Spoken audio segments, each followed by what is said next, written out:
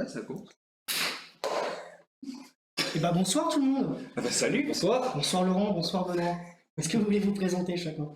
Ah bah... Est-ce que je commence? Bah comment? Qui es-tu, Hugo? Eh bien moi je m'appelle Hugo Hartmann, vous avez déjà pu me voir sur les précédents streams de la semaine. Il y a 2 semaines, il y a 2 semaines exactement. Et donc aujourd'hui on va faire un live sur les tests comme le dit ce titre. C'est quoi le titre? Le titre, c'est... je n'ai absolument aucune idée. Est-ce que éventuellement la personne qui a choisi le titre peut nous révéler le titre du live? Personne, tout à fait. C'est une bonne position, ça, testeur, je crois. Voilà. Donc on va parler, comme le dit le titre, des tests. Donc comme dit, moi c'est Hugo, je bosse à Capcode, vous m'avez déjà vu dans le live, donc je ne vais pas rentrer plus en détail. Je pense que Laurent et Benoît se présentent. Je vais laisser notre invité tout de même commencer, puisque nous ne vous connaissons pas. Nous ne vous connaissons pas, Non, ni vous, point du tout. bien évidemment. Bonjour à tous, moi je suis Benoît, un ancien capcodeur. Ça fait un an que je suis parti. Maintenant je bosse en Suisse, j'allais dire, dans une agence digitale, comme on dit là-bas. Développeur et petit côté architecte. Est-ce qu'on peut ne pas avoir de retour, s'il vous plaît? Parce que ça... Merci. On remercie la régie ce soir qui nous accompagne. C'est le premier live en vrai. C'est le premier en live, donc il y aura des couacs techniques. Ouais. Voilà, c'est ça. Si ça, Merci pour cette relance, Hugo. voilà, t'es vraiment... Tu avais quelque chose à compléter sur ta personne? Pour l'instant, non, je pense pas. Très bien. Et donc de mon côté, Laurent Bizère, directeur technique pour la société Capcode, et là ce soir donc, je vais vous parler de ma vision sur les tests, de comment est-ce que je vois les choses, comparé à comment Benoît voit les choses, pour qu'on fasse en sorte de réussir à identifier quand est-ce que c'est intéressant de faire des tests, quand est-ce que c'est intéressant de ne pas en faire, etc., etc. Avec des exemples, des expériences que chacun a eues, etc. J'espère avoir été concis et clair dans mes explications, bien sûr. Exactement. Pour moi, il me vient une première question. C'est quoi ta position sur les tests? Qu'est-ce que tu en penses? Quel est ton ressenti? Comment tu as découvert ça? C'est quoi ton approche avec tout ça? Alors, ma position sur les tests. Très scolaire comme façon de répondre. En fait, depuis 7 ans maintenant, quand on a commencé à bosser, on était deux au sein du centre de service, et concrètement, là, on ne faisait pas de tests. Tout simplement parce que quand tu es à deux, tu arrives à gérer après correctement, et quand on dit qu'il faut faire des tests, tu te dis ça va prendre plus de temps et c'est pénible. Donc ça, c'était le point de départ. Après, quelqu'un est arrivé, dont on discutera un peu plus tard, qui nous a dit « Oh, il faut tout tester ». Et j'étais pas d'accord sur le fait qu'il faille tout tester. Et en fait, en avançant, et surtout quand les tailles d'équipe ont commencé à augmenter, et quand les projets ont commencé à augmenter, et la maintenance a commencé à augmenter, etc., on s'est rendu compte que le gros problème qu'on avait, c'était les régressions. Donc ça, on en a déjà parlé effectivement sur le live, pendant le live sur les tests. Et les régressions, il n'y a pas 50 façons de les éviter. Soit on embauche quelqu'un, de toute façon, pour faire du test manuel, soit on inculque cette dynamique de test, notamment de test automatique, dans notre façon de travailler. Et c'est là qu'on en est arrivé, donc où on est aujourd'hui, où les tests font aujourd'hui une partie intégrante des développements de manière quasi systématique. Et quasiment à tous les niveaux, mais on reviendra après sur les différents niveaux de tests qu'on peut faire. Ça marche. Et toi, Benoît?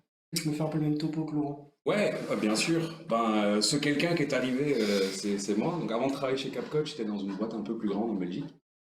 Je vais citer. Mais quand je dis plus grand, c'est des équipes de développement d'à peu près 50, voire 100 développeurs.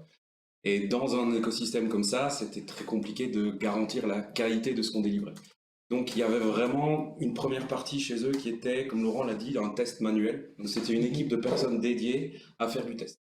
Donc Laurent parlait par exemple de régression, d'éviter les régressions. Ça c'était fait par des personnes qui passaient, après chaque release qu'on faisait, chaque version de notre application, ça pouvait être, c'était en général sur du sprint, 15 jours, tous les 15 jours, repasser des scripts de test, qui est un fichier Excel où on explique tout ce qu'il faut tester, je clique sur ce bouton. Quand tu dis script, c'est bien un script manuel. C'est un script manuel, c'est scripting en termes artistiques, télévision, ce que tu veux. Non, c'est vraiment des fichiers Excel où tu as, voilà, je vais tester cette fonctionnalité, alors je crée d'abord une entité, je l'édite, et puis je la delete, et puis blablabla.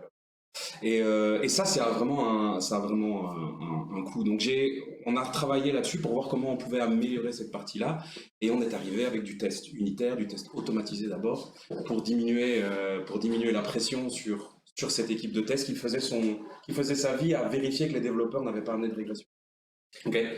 Et donc c'est là-dedans où j'avais pris cet écosystème pour finir de répondre à la question de quelle est ma position sur les tests. Et dans cet écosystème-là, moi j'ai vraiment appris cette démarche de écrire mes tests moi-même pour tester mes propres fonctionnalités.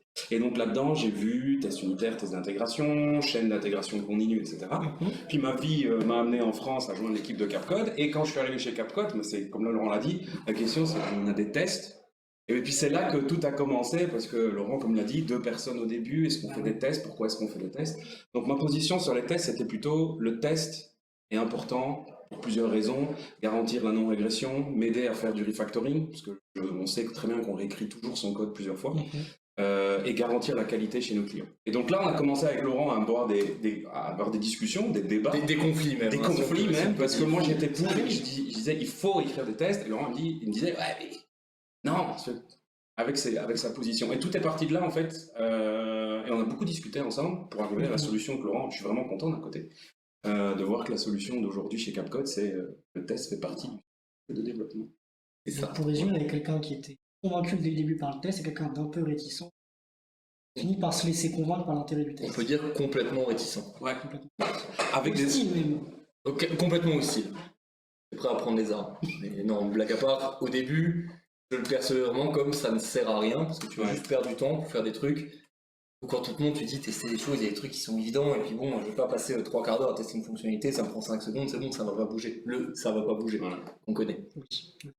Et les arguments avancés, les arguments que tu avançais sont valables aussi, hein, parce que il faut regarder aussi le côté combien de temps ça me prend d'écrire du test, combien de temps ça me met une couverture de test, parce que temps égale argent, on a un budget de notre client, on délivre du code. C'est toute une équation hein, avec qualité, régression. Ça rejoint la première problématique, qui est, là il va aborder plusieurs sujets dans le test. La première question qu'on peut se poser, c'est finalement c'est quoi l'intérêt de faire du test, pourquoi est-ce qu'on peut. Tu avais déjà un petit peu commencé à y répondre là. Ouais, bah donc comme je le dis, hein, le première approche, on peut parler de qualité. Ça aide à augmenter la qualité de l'application qu'on délivre. Parce que en général, le fait que d'écrire des tests, on s'assure que notre fonctionnalité fait ce qu'elle doit faire. Et c'est là qu'on peut rejoindre Laurent qui dit oui mais bon, si je développe, je sais ce que je développe, donc ça fait ce que ça doit faire. La deuxième chose, c'est le deuxième point que j'ai dit, c'est la non-régression. C'est-à-dire que quand j'ai un bug qui arrive et que je peux le corriger, ou je peux mettre un test autour, ce test va être un garde-fou à chaque fois que je vais faire des modifications ou ajouter des fonctionnalités pour éviter que ce bug me revienne. Il n'y a rien de plus énervant que quand dans une version 1, j'ai un bug, et puis je mets la version 2, c'est corrigé, je suis content, version 3, bam, le bug revient. On le sait tous, on a tous des applications qui plantent sur nos téléphones, etc. C'est dégueulasse. Le troisième point qu'on peut voir, alors ça c'est aussi, c'est un investissement et ça peut amener à coûter moins cher, parce que le développement coûte moins cher. On pourra en parler un peu plus en détail, mais c'est du temps en fait qu'on pense dépenser au début, c'est les premières discussions avec Laurent, on pense qu'on dépense de l'argent, mais en fait on l'investit, puisque j'amène cette assurance de non-régression. Ouais, c'est du temps que tu dépenses au début, que tu vas pas dépenser plus tard. C'est vraiment de l'investissement, je pense que c'est ça le terme qu'il faut retenir, plutôt que dépense, c'est vraiment un investissement. Ouais. Le dernier point, ça se met un peu plus dans les grandes équipes, c'est-à-dire que en mettant de l'automatisation de tes tests, en faisant tes tests unitaires, on va reparler un peu des différents types de tests, tu diminues cette pression sur cette équipe de tests dont je parlais, donc ça c'est plutôt une expérience de grande boîte, où les personnes, les équipes qu'on avait qui faisaient du test exécutaient ces fameuses séquences, je veux dire, de tests manuels, pour s'assurer qu'il n'y avait pas ces bugs qui revenaient, mais n'avaient pas assez de temps pour tester la fonctionnalité elle-même, le produit lui-même, ce qu'on appelle plutôt texte exploratoire, de se dire, je me mets à la place de l'utilisateur. Vous avez tous, quand on fait ses études, à un moment donné, on fait son application, on la donne à ses parents. Ma mère, ma maman, regarde. Elle aime bien toucher à tout, elle aime bien triple-cliquer sur un bouton. Le truc que moi je ne fais pas en tant que développeur parce que je sais où je vais. Et donc, faire du test automatique, ça permet de donner plus d'espace et de mieux valoriser en fait le coût que ça a de payer une personne à tester, faire du test qui a vraiment de l'intérêt pour l'utilisateur. Ça, c'était ma vision. À quoi ça sert de faire des tests? Un peu des tests automatisés et les choses du fond. On réfléchit à se mettre à la place du user. Exactement. Exactement. Tu as une position différente? Différente, plutôt complémentaire. On va pas se battre tout de suite. Pour l'instant, ça va. Donc plutôt complémentaire dans le sens où les tests, effectivement, il y a la première phase. Je pense que les premiers tests qu'on a dû mettre en place, c'était effectivement j'ai un bug qui arrive chez un client, donc j'ai pas envie de passer pour un clown à ce que ça se reproduise demain. J'isole dans un test généralement unitaire si possible. Je dis ok, voilà, Exemple tout simple, hein, ici dans tel cas, j'ai une null pointer exception, je corrige ce truc-là, je mets dans un test unitaire, je suis sûr que ça arrive plus jamais, c'est impeccable, et du coup le problème tu l'as plus. Ça, je pense que c'est vraiment les premiers tests qu'on a fait, c'est toute la partie de développement n'était pas testée, on faisait pas de test pour conduire les développements, mais par contre une fois que c'est livré, tu dis bon, bah, si j'ai pas été capable de faire correctement la première fois, je l'isole dans un test. Donc là arrive un problème à ce moment-là, c'est que si ton application n'est pas faite pour être testée, tu te rends vite compte qu'il y a des limites. Et après tu vas dire, bah ça si je veux le tester, ça implique du refactoring, donc tu vas passer un temps fou parce que tu l'as pas prévu en fait dans ton schéma de base. Donc si tu veux pouvoir tester ton application automatiquement, il faut le prévoir dès le début, c'est ce qui coûtera le moins cher en temps. Ça c'était les premiers tests qu'on a fait. Ensuite, un jour il y a un argument qui m'a parlé de TDD. Toujours les mêmes. Hein. C'est toi? Pas du tout. Tu m'en avais parlé, ensuite j'avais regardé pas mal de vidéos sur le sujet, et en fait ce qui m'a toujours embêté avec le TDD, c'est de dire t'es incapable d'écrire quoi que ce soit comme code tant qu'il n'est pas testé. Et en fait tu te rends compte au fil du temps que autant quand c'est ton code, au bout d'un moment tu te fais confiance, surtout quand tu as un peu d'expérience, tu sais voir là il va y avoir un nul, tu vois, il y a des automatismes que tu as qu'un junior n'a pas, forcément. Et au bout d'un moment tu te dis bah si ça pète, si je force tout le monde à faire des tests, on sait que les erreurs cons comme ça, elles n'arriveront plus.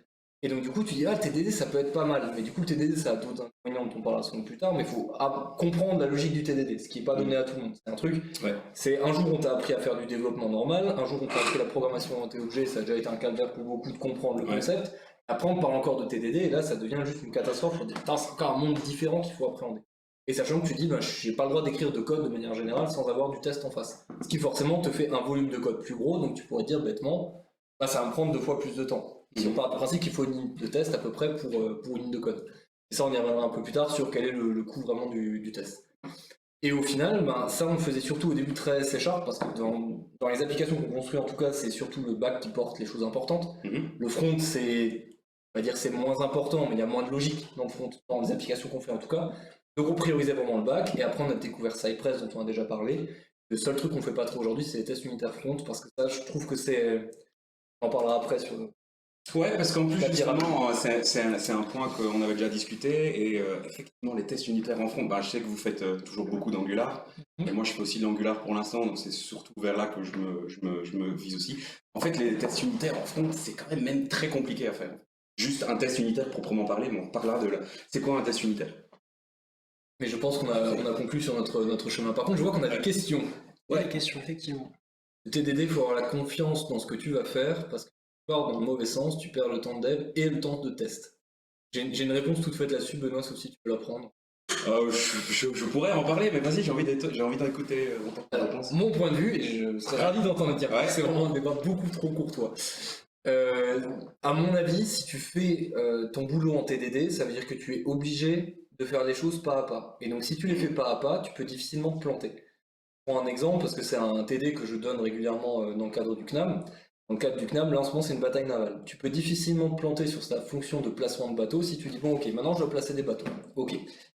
Comment est-ce que je gère mon placement de bateau? Ok, il faut que je demande une position A, une position B. Comment est-ce que je les valide? C'est quoi mes règles? Donc là tu vas mettre tes règles au fur et à mesure. Donc tu peux difficilement partir dans le mauvais sens.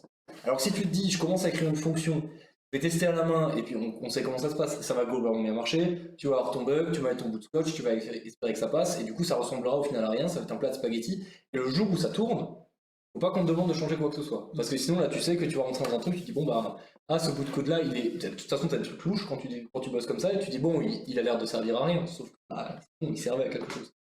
Donc j'ai envie de dire le TDD c'est pas tellement une question de confiance, c'est plus une question de. Il faut juste savoir un minimum où tu vas, et si tu as compris ce que tu dois faire, tu peux difficilement passer à côté, je pense. En fait, ça te force à adopter une certaine mentalité et à comprendre ce que tu veux faire, où tu veux.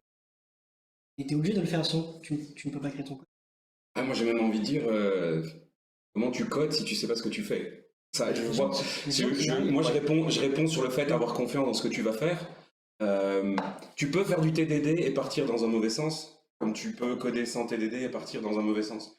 Il y a l'explication de la feature, je sais quelle feature je fais du TDD. Moi, le TDD, je le vois plutôt comme, ok, je vois vers où je vais, mais j'ai plein d'étapes pour aller. J'ai une grande classe à écrire, et cette classe, elle est responsable de... Je vais prendre un exemple, je pense que vous avez parlé de repository déjà. de service ou pas encore? C'est pas forcément une notion qu'on a introduite, mais Ok. le service en tout cas, oui. Le service en tout cas. Donc j'ai une classe et je sais que cette classe elle est responsable de gérer des utilisateurs. Je peux pouvoir les ajouter, je peux pouvoir les supprimer, je peux pouvoir faire plein de choses. Je mets la base de données de côté parce que ça de toute façon on le voit après. Ok, j'ai une liste de choses à faire. Alors je peux rentrer dans ma classe comme on le fait tous à un moment donné et je code, on y va. Ouais. Je peux partir dans tous les sens. Moi j'aime bien le TDD parce que je me fais une petite liste en commentaire, on me dit ok il me faut ces features là dans cet ordre. Et je commence, première feature que je veux faire un add, ok. Comment je veux utiliser mon add? Et je me mets côté utilisateur. Alors quand je parle utilisateur, c'est pas spécialement l'utilisateur final. Ça c'est si je fais de l'interface, mais si je suis en train d'écrire une librairie, typiquement du code que mes collègues vont réutiliser, voire peut-être moi, je suis peut-être mon propre utilisateur de mon code, je me mets de ce côté-là, et je me dis comment j'aimerais pouvoir écrire ma classe. Bah, j'aimerais bien pouvoir utiliser ma classe, appeler la méthode add, lui passer l'utilisateur et que cette méthode me renvoie une exception si l'utilisateur n'est pas complet. Là, je viens d'écrire une spec, j'écris un test, je sais que ce test doit fonctionner, en l'occurrence il ne fonctionne pas pour l'instant, je vais dans ma classe et j'écris mon code. Donc c'est pas une question de confiance, etc., c'est plutôt une question d'organisation. Et cette méthodologie, elle est bien. Si tu veux l'enforcer trop, tu vas perdre du temps parce que tu n'as pas besoin de faire du TDD partout. Mais sur des grosses... Je me rappelle un algo qu'on avait fait, sur lequel on travaillait ensemble pour un client qui était un algo de distribution de personnes autour de table. Et là, on a vraiment vu l'intérêt de pouvoir passer sur des méthodes comme ça. L'algo est complexe, mais on avait plusieurs use cases. Ok, j'ai ces données-là en entrée, je veux ces données-là en sortie. Je peux m'écrire un TDD là-dedans, ça va m'aider. On l'a pas fait en TDD ça. On l'a pas fait en TDD. C'était plus du test de compétence. Ah, ça c'était... C'est un bon exemple du coup sur une façon de faire les tests, mais ça c'était pas, on n'a pas été guidé par les tests à ce moment-là. Mais ça, c'était mon rêve alors du coup. Oui, sûrement. Je pense que tu vas de nouveau révéler quelque chose, effectivement. Souvent, je vous propose qu'on passe un peu à ce qu'on parle de test depuis avant, et on entend différents noms, intégration, unitaire, intégration, comme tu as.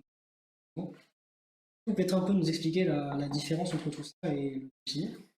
Qu'est-ce que ça représente? Il y avait d'autres questions dans le chat? Ouais, j'aime beaucoup la phrase de Emilion qui dit « Je trouve que c'est compliqué d'écrire des tests pour des fonctions qui n'existent pas. » Et là, c'est mon côté puriste et c'est peut-être là qu'on va commencer à se taper. Yes.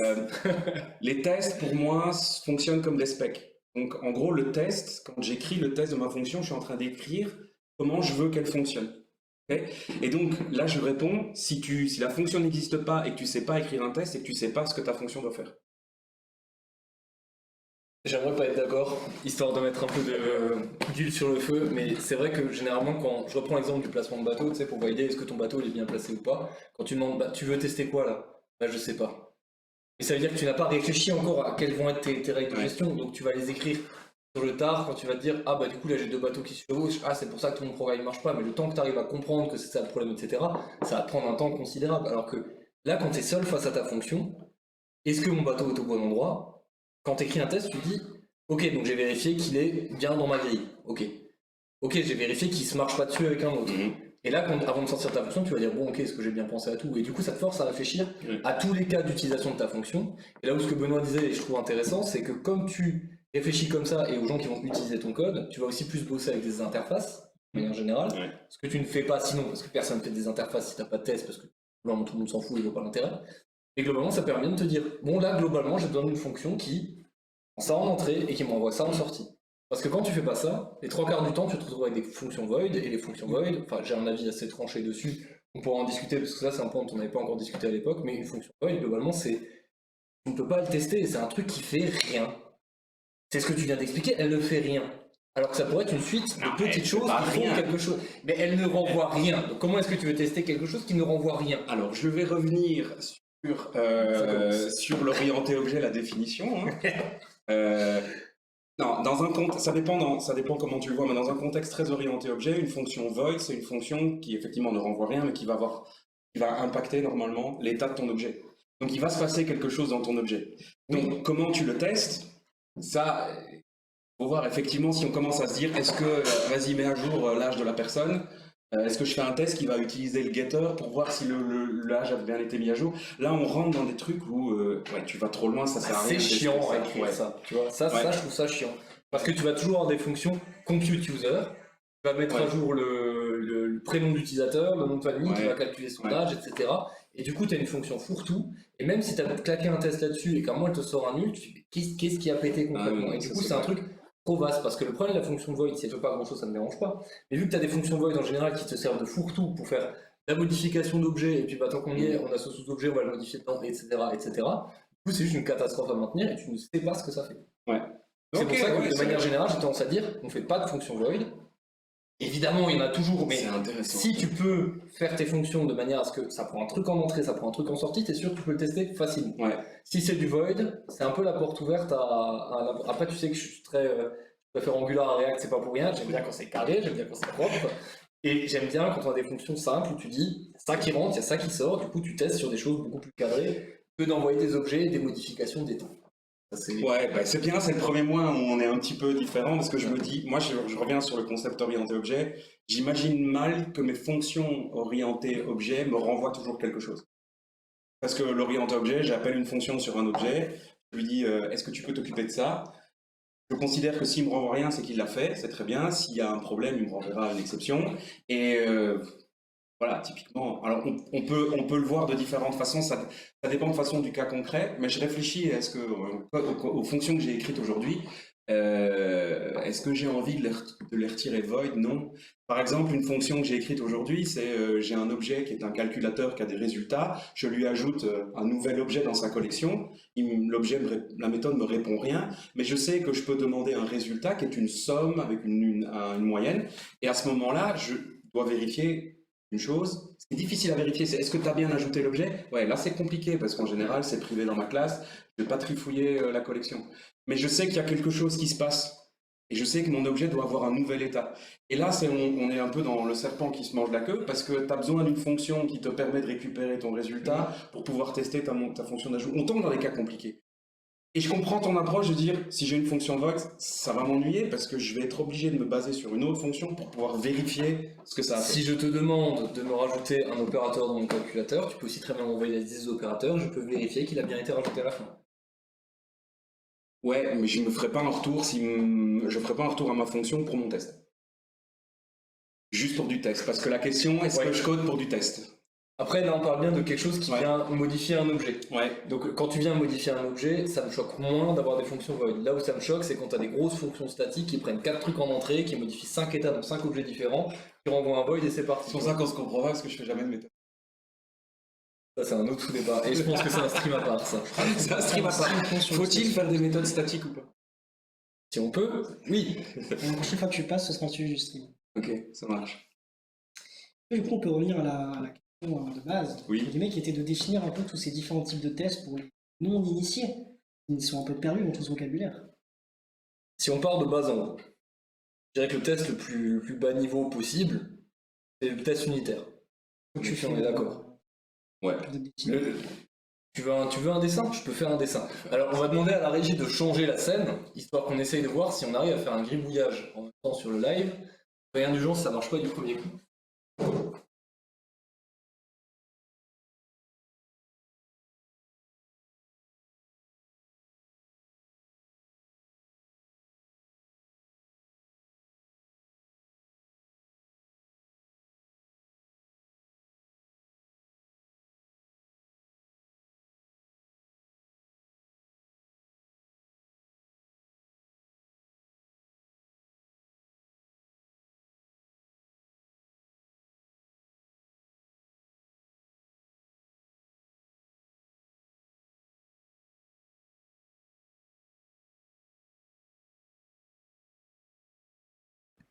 C'est bon, merci Marc.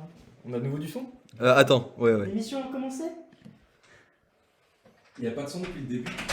Pas depuis le début. Ce serait dommage qu'il n'y ait pas de son depuis le début. Je me rappelle plus ce que j'ai dit. Hein. Ah bah non, bah attends. On recommence. On recommence. Salut, moi c'est Marc. Est-ce que les gens nous entendent? Alors on peut pas te dire parce que on n'a pas le retour régie. Du coup, pendant ce temps, j'avance sur mon dessin. Vas-y, qui. Mais je pense qu'on nous entend. Est-ce que le chat est Oui, on t'entend nickel. Très bien, merci le chat. Donc on a plusieurs catégories de tests. Là, j'ai envie de parler des tests unitaires, des tests de composants et des tests d'intégration. Benoît, est-ce que tu voulais en parler d'un autre dans cette stack-là? Parce qu'il y en a d'autres qu'on peut intercaler au milieu, mais pour moi, c'est les trois plus importants.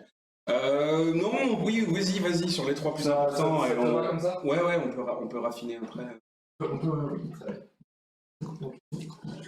Benoît, est-ce que tu peux nous expliquer ce que c'est qu'un test unitaire? Alors, ma définition du test unitaire, ouais, j'ai encore écouté un podcast aujourd'hui là-dessus.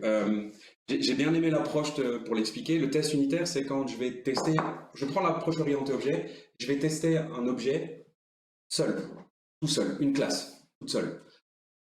Si jamais cette classe a des dépendances, ça arrive que nos classes aient des dépendances, ces dépendances, elles vont être moquées, qu'on appelle ça. On peut parler du mock après, peut-être pour le définir quand même. Mais le test unitaire, pour moi, je teste une fonctionnalité. Je teste une chose, toute seule. Si je prends l'orienté objet, c'est donc une fonction dans un objet. Quand tu dis tu testes qu'une chose, généralement la définition que j'utilise, c'est tu testes en gros que ce que tu vois. C'est-à-dire que tu ne dois pas tester toutes les sous-fonctions, toutes les sous-méthodes appelées. C'est tu testes littéralement que le code de la fonction que tu vois. Si j'ai une fonction publique qui fait elle appel à 3 fonctions privées, je teste ma fonction publique évidemment, qui, si mon code est arrangé en sous-fonctions, ok.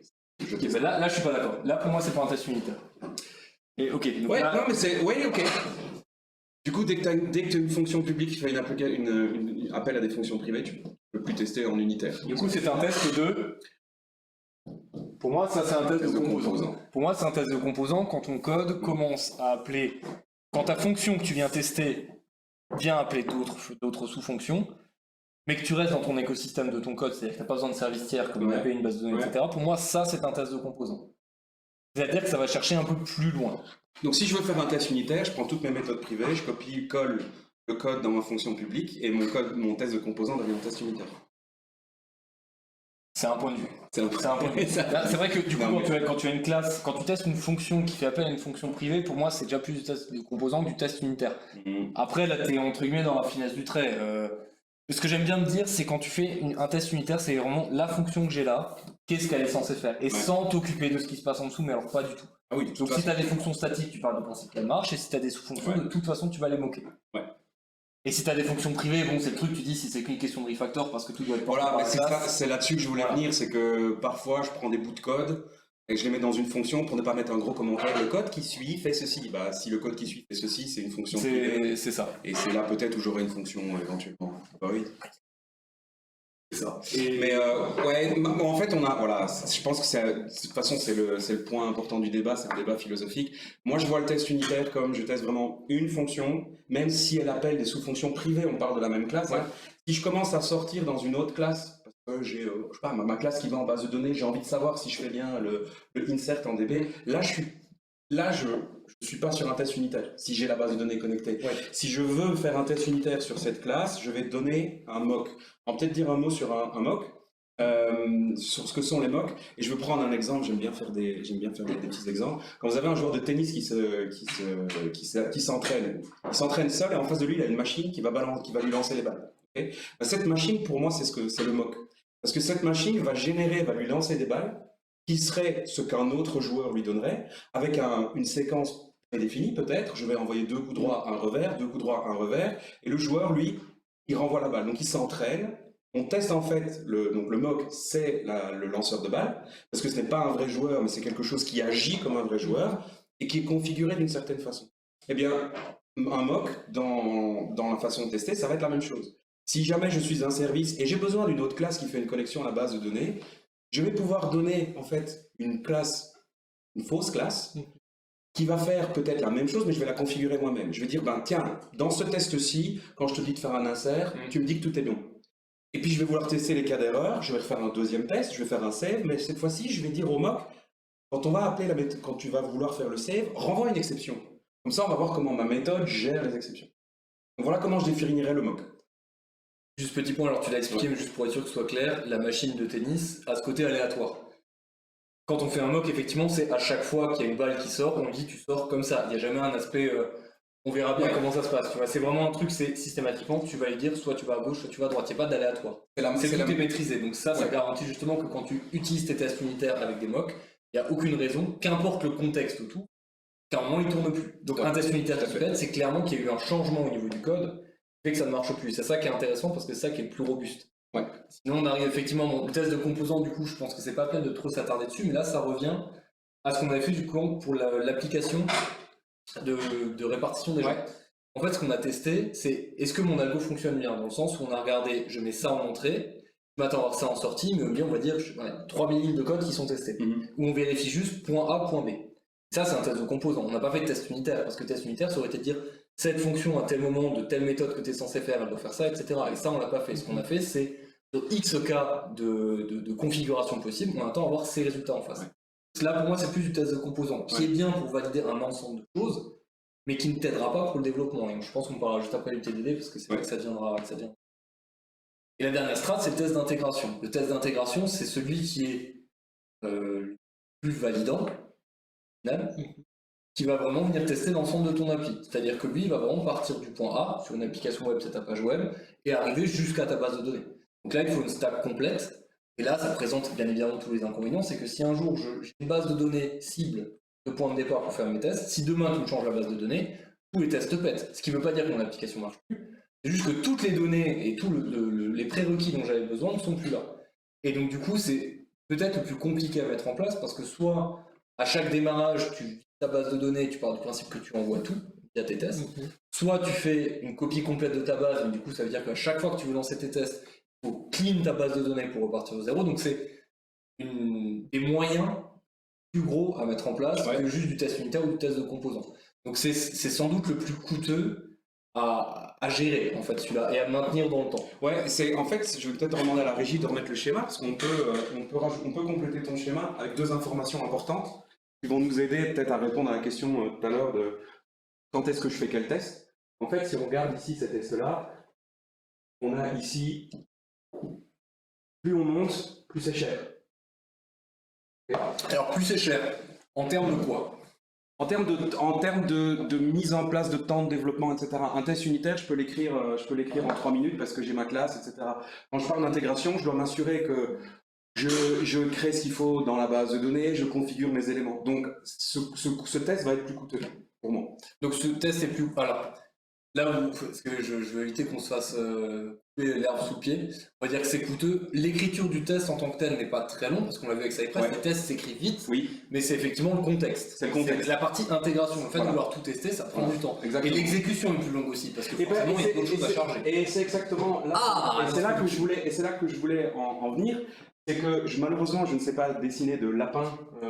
Est-ce qu'on peut faire un petit lapin comme ça? Ouais. Je pense que c'est un petit lapin. Ouais, c'était bien parti, n'était pas nécessaire. c'est ça. Et ici, on est plutôt sur une tortue, j'ai envie de dire. Hein. Je suis vraiment pas bon en dessin, mais ça ressemble à un alien ou une tortue. Non, ce que je veux dire par là, c'est qu'un test unitaire, je l'exécute très rapidement sur ma machine. Potentiellement, mon test d'intégration, il va y avoir la partie, je dois remettre ma base de données dans un état cohérent, ou la charge, en tout cas au démarrage. Et puis je vais exécuter mon test qui va quand même tester plusieurs choses, un insert, et puis un update, puis un delete. Donc là, on est quand même, on part de millisecondes sur les tests unitaires, les tests d'intégration, ça peut monter jusqu'à des fois 30 secondes, 1 minute. Bon, question à se poser quand on arrive à ces niveaux. Mais c'est très intéressant de voir ces deux informations avec les différents types de tests, parce que justement, ça m'aide à me dire à quel moment je fais quel test.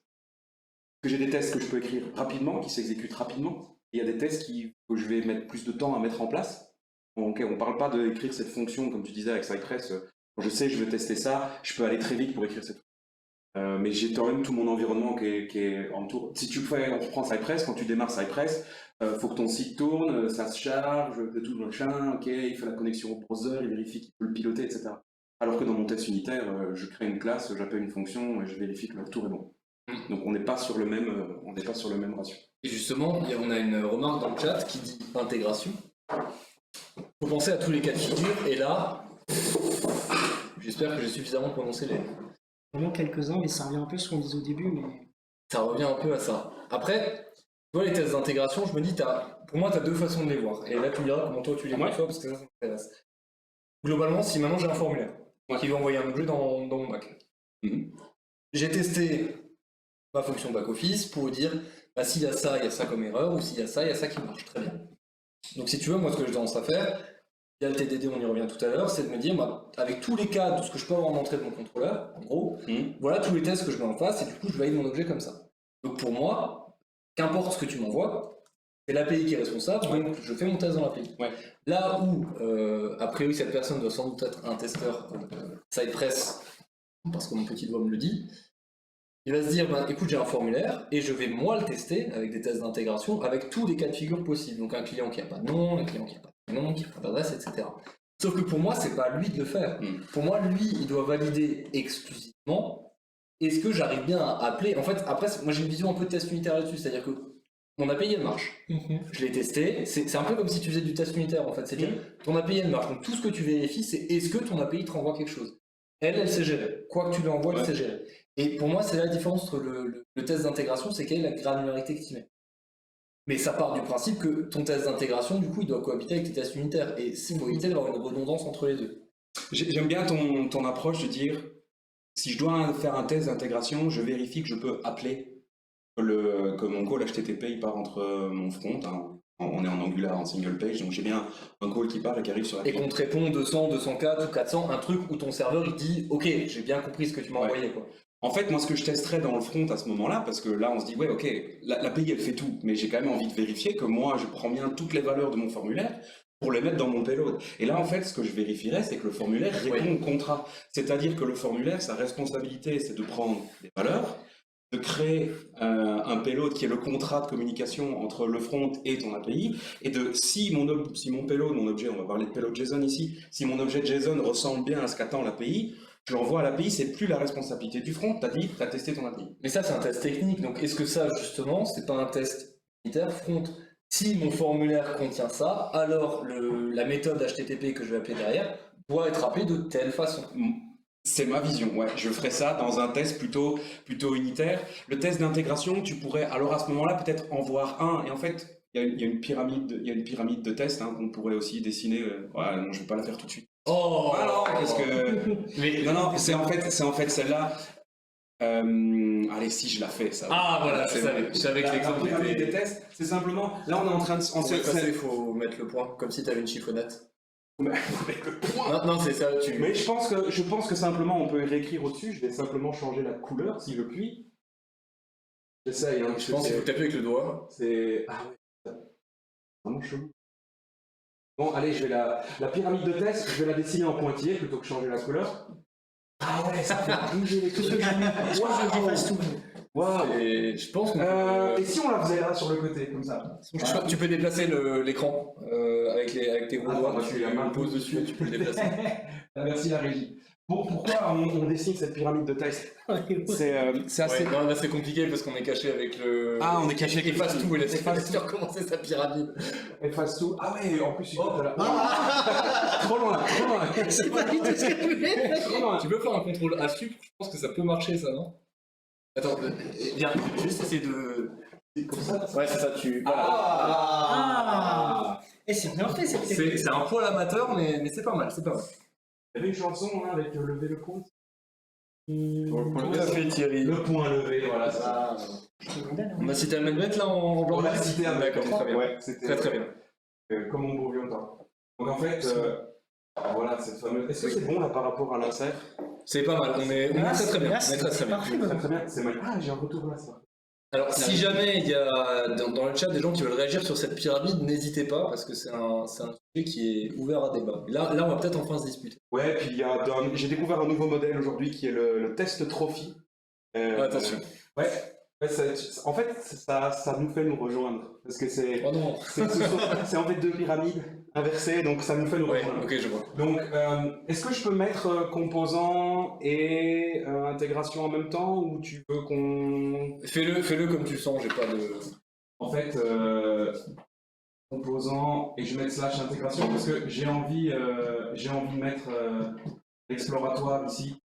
L'exploratoire, on va en reparler. Enfin, c'est ce que je vous disais tout à l'heure avec un utilisateur.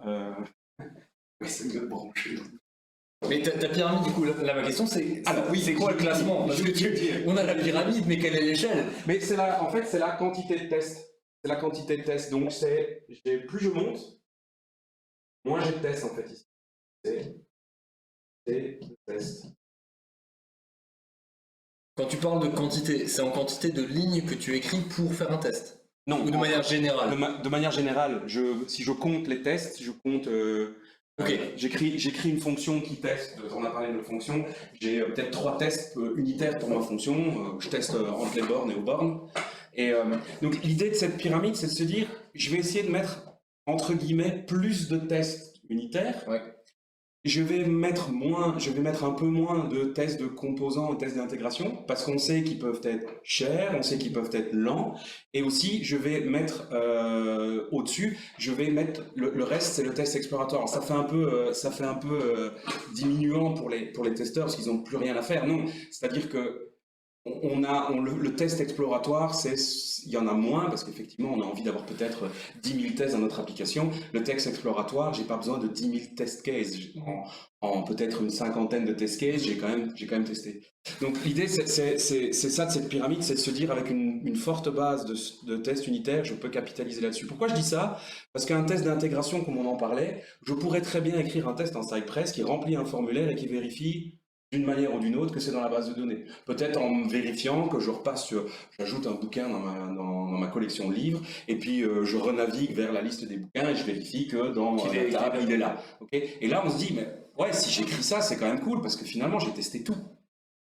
J'ai testé toute la chaîne. Oui, j'ai testé toute la chaîne, mais on n'a pas... Et c'est là qu'on vient dire, mais alors il faudrait que je pense à tous les cas, peut-être de ne pas... de bien vérifier que si je mets un titre à mon bouquin, si je mets pas de titre à mon bouquin, ça marche pas. Ouais, mais alors là, si mon test échoue, pourquoi ça n'a pas marché? Parce que le formulaire n'a pas pris? Parce que le contrat n'a pas été rempli entre l'interface? Est-ce que c'est dans l'intégration des composants qu'il y a un nul qui a été mal géré? Est-ce que... Donc si je résume, en fait ton problème c'est que si maintenant tu fais effectivement ton test exploratoire, donc en fait on va parler couverture de code parce que je pense que le sujet est intéressant du coup là. Ouais. La couverture de code c'est quoi? C'est le nombre de lignes qui sont couvertes par un test qui fonctionne. Donc par un test unitaire c'est assez simple à faire. C'est-à-dire qu'avec le test unitaire tu vas te dire bah, c'est un truc qui tourne, ça marche pas, ok je le sais. Le texte exploratoire tu sais pas forcément parce que lui il va te dire il teste globalement une fonctionnalité donc t'as pas la métrique de ça. Yeah. Sauf que quand je vais tester un ajout, potentiellement je vais avoir fait. Je pense que tu as le curseur de Wilson, je vais pas prendre. C'est la question que je chante. Comment on fait ça? Est-ce que je peux quand même. Ok, c'est bon, ça vaut le potentiellement je vais avoir fait 2 tests ici, par exemple, dans mes tests unitaires. Ok, donc on voit pas bien, je crois qu'on peut décaler un peu. Faut ça aussi. Ah d'accord, donc ça je vais sur un marqueur en aiguille. On va partir du principe que voilà, test unitaire, j'en ai 2 ici. J'en ai écrit 2 qui couvrent du coup une fonctionnalité d'ajout de livre par exemple, comme tu as parlé tout à l'heure. Et sauf que je fais un texte exploratoire qui est exactement celui dont tu as parlé. Donc lui, ce qu'il va venir, c'est qu'il va venir là et il va faire des tests. Et donc en fait, il va parcourir toute cette stack. Ouais.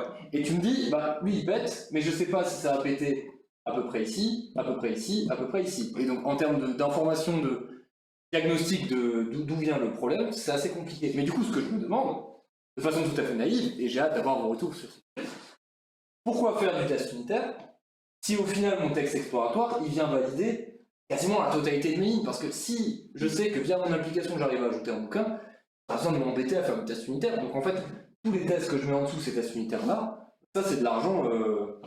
C'est un dessin fâché, mais ça c'est de l'argent foutu en l'air, tu vois, ça sert à rien de dépenser. Tu vas tester 2 fois en fait. Et en fait, tu vas investir du temps pour tester 2 fois la même chose.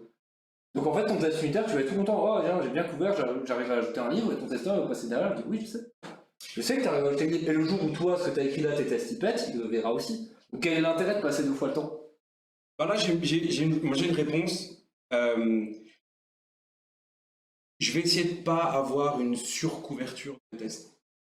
Donc effectivement, et en même temps, il faut voir de quel type d'application on parle. Si je fais une application, allez, on reprend un truc, je fais une petite application pour un client, j'ai un petit front, j'ai un petit back, etc. Je ne suis pas en train de parler de librairie, je ne suis pas en train de parler de framework que je réutilise entre applications. Là, vraiment, je pense que oui, on peut mettre un test d'intégration ou un test exploratoire. Alors, le test exploratoire n'étant pas automatisé, je dirais non. Parce qu'à ce moment-là, tu vas redemander tous les 15 jours à la personne de faire exactement la même chose. Donc, peut-être descendre un niveau au-dessus, mais un grand test d'intégration, franchement, si mon application, elle fait que ça, oui, ça vaut la peine, parce qu'au moins, je suis sûr de tester toute la stack. Ouais. Par contre, Pendant cette stack, j'ai écrit moi-même du code. Et je connais des sociétés qui font ça, qui ont des bases de code qu'on réutilise d'application à l'autre. Parce que finalement, à ajouter dans une base de données, je le fais tout le temps. Générer des entités, que ce soit des livres, les bocaux de confiture de ma maman, etc. C'est la même chose. Si je commence à sortir des librairies, là, une librairie, elle doit venir avec son set de tests unitaires. Et donc, du coup, je vais faire mes tests d'intégration. Oui, je vais l'avoir couvert 2 fois parce que je vais utiliser une librairie qui est déjà testée, mais ça, c'est pas de mon ressort parce qu'en général, une librairie est dans un projet séparé. Et là, je vais faire un test qui va du haut et je dis, OK, je teste mon front et en même temps, je vérifie que ça revient bien. Parce que je vais toujours considérer que les librairies extérieures que j'utilise, elles fonctionnent. Oui, et quand c'est du code partagé, Quand c'est du code je partagé. pense que la quantité de tests à faire Ouais. doit être forcément plus importante que sur une application entre guillemets en finale, parce que il n'y a pas de réutilisabilité derrière, donc tu cadres sans doute mieux les cas d'usage. Ouais, et voilà. Et surtout, est-ce que c'est moi est-ce que je suis le seul développeur, par exemple front, ou partons même du contrôleur, est-ce que ce seul contrôleur qui utilise le code d'en bas, j'ai peut-être pas besoin de mettre un test unitaire sur le code tout en bas, parce que je sais très bien, c'est moi qui gère ce que je fais avec mon code. À partir du moment où mon code devient ouvert, et là on prend une API, il faut tester ses paramètres d'entrée, parce que n'importe qui peut appeler ton API. Donc là, tu dois tester ton contrôleur, voir si tu n'as pas des nuls, comment ça réagit, etc. Et c'est vraiment le point que je voulais soulever, c'est que on peut discuter des heures. L'idée, cool, merci.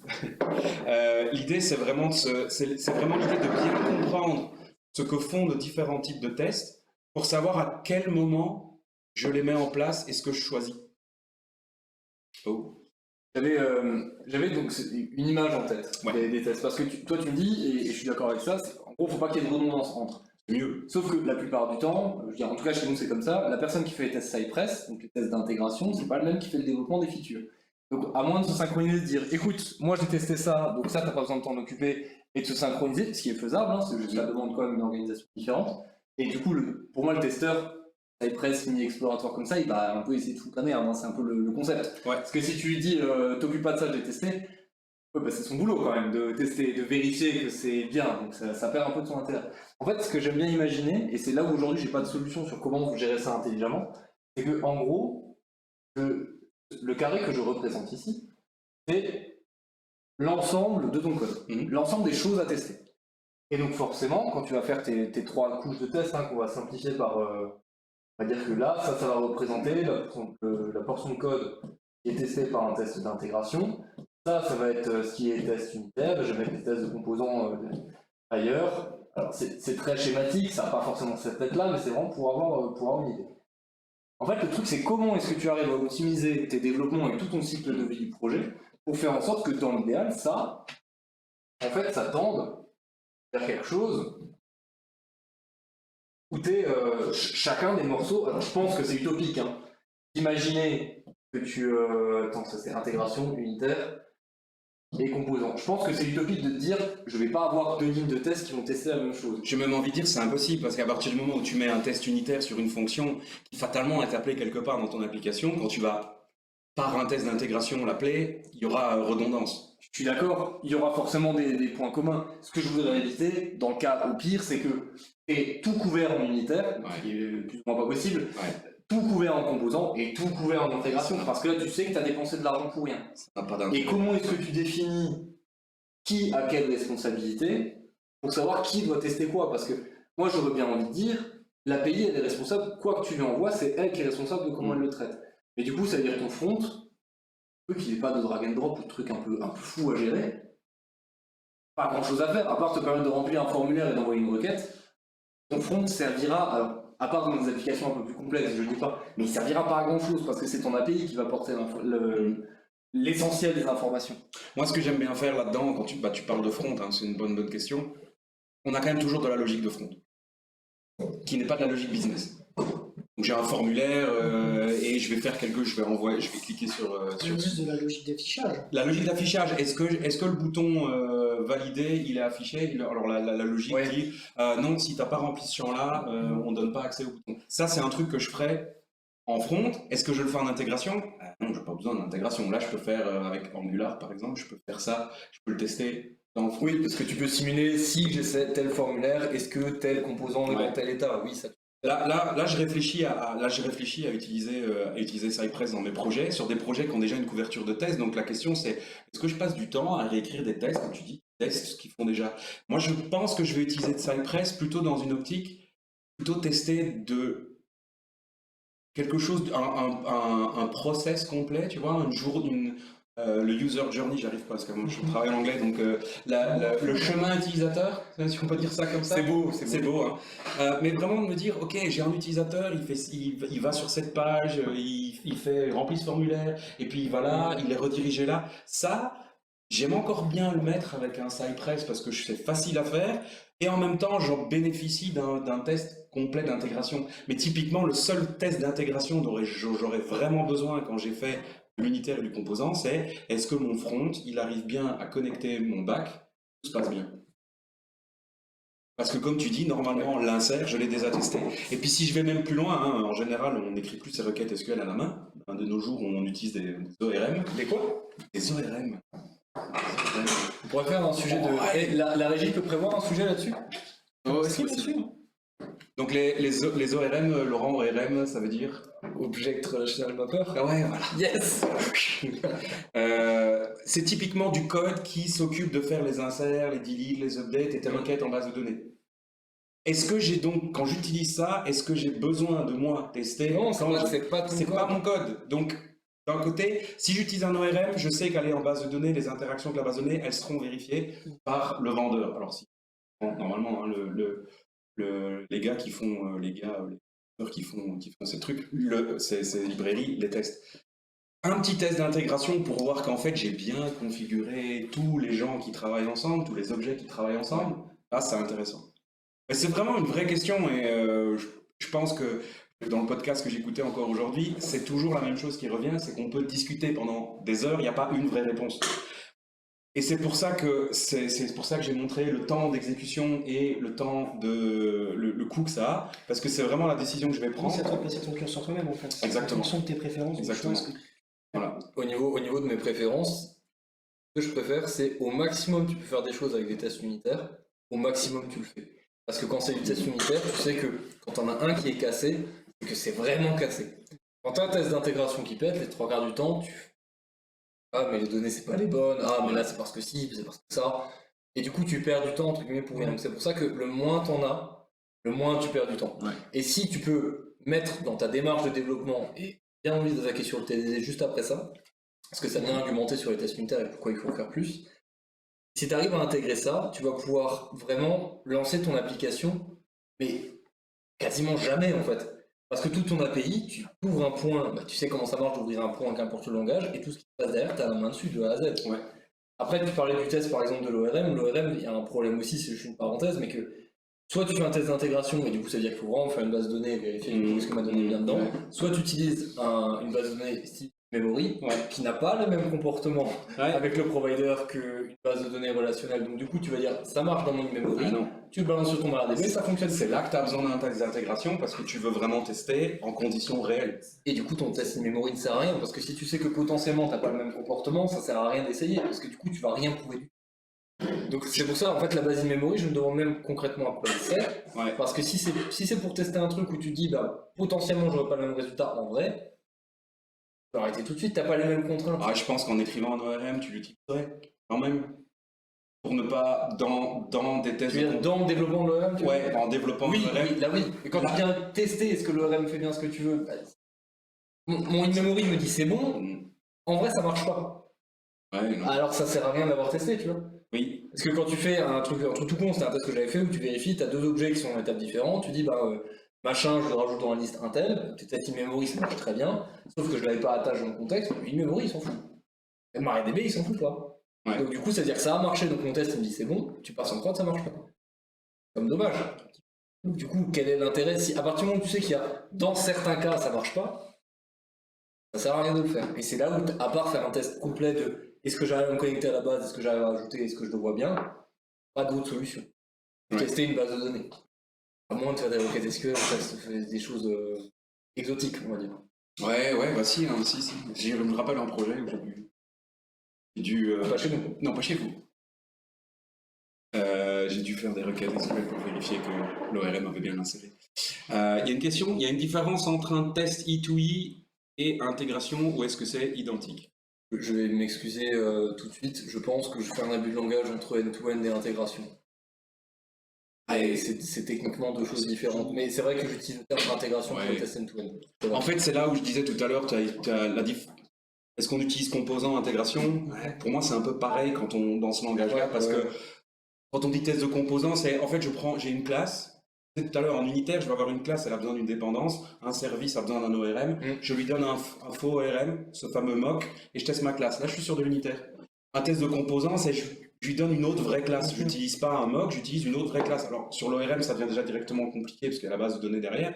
Mais ouais, un service et un repository, si on monte un niveau au-dessus, je peux dire, ok, je peux lui donner un faux, je peux lui donner un vrai. Et peut-être que le connecteur vers la DB, il est différent, etc.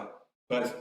Et là, est-ce que c'est intégration composant? Il y a vraiment débat sur la terminologie. Le plus haut de tous, ça reste le end-to-end, qui veut dire de bout en bout finalement. Donc, c'est-à-dire à un bout, j'ai ma DB et à l'autre bout, j'ai mon interface. Ben, c'est un test qui traverse toutes les couches, les vraies couches.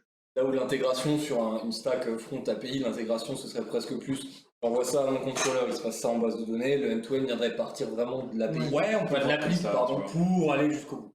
Ok. Et c'est intéressant, je pense c'est l'idée qu'on veut vous faire passer aujourd'hui, c'est qu'on peut passer énormément de temps à discuter, à trouver la bonne terminologie. In fine, dans ce qu'on fait tous les jours, Oui, il y a deux grandes familles en fait. il y a deux grandes familles, et ce qu'on fait dans la vie de tous les jours, c'est de se dire, bon, ici, là, j'ai besoin de quoi? Oui. Est-ce que j'ai envie de tester ma petite fonction dans mon coin parce que ça me sécurise, ou parce que c'est du code dans lequel finalement, ça fait quand même 5 fois que je viens modifier et corriger un bug, ce serait peut-être temps de sécuriser un peu ce truc-là, parce que on sait, il y a des algos qui peuvent être un peu compliqués si vous faites stabilité, ah tiens, si j'ai ça, il faut appliquer tel pourcentage, et puis là, en fait, j'ai la déduction, et puis en fait, non, je paie pas la TVA. Ce genre d'algo, c'est super cool d'avoir du test unitaire, parce que chaque fois que tu écris un test, tu mets un filet de sécurité, tu sais que si tu viens remodifier quelque chose, ça casse pas ailleurs. On a connu des projets où un bug vient, et en fait, tu fixes le bug, mais tu en renvoies 2 chez le client sans le savoir. Oui, c'est ça. Et après, je me dis, si maintenant ces bugs-là, ou ces tests-là où tu dis, bah, je vais tester les taux de TVA, tel calcul, tel machin, si tu fais tout ça en test d'intégration, ça prend un temps fou pour tester les choses, ou en test unitaire sur de l'algo et du calcul pur de je mets ça en entrée, j'ai ça en sortie, là tu perds un temps fou. Donc c'est toujours une question, quelque part, moi j'aime bien quand un développeur, un développeur de manière générale, c'est faire un test à toutes ces étapes-là. Parce que du coup, quand tu développes ta fonctionnalité, tu es capable de dire, ça c'est du test unitaire, là, je vais reprendre un test de composant pour vérifier ce truc-là, et à la fin, je vais juste faire un test d'intégration qui va vérifier que tout fonctionne bien ensemble. Et je pense que, à part avoir la même personne qui s'occupe de la fonctionnalité de bout en bout, et de la valider de bout en bout, c'est compliqué de ne pas avoir de redondance dans tes tests qui font 4 fois les mêmes choses. Je peux permettre de vous couper? Juste une minute, on va juste couper le stream, ne quittez pas. On revient dans 10 secondes, Maxime. À tout de suite!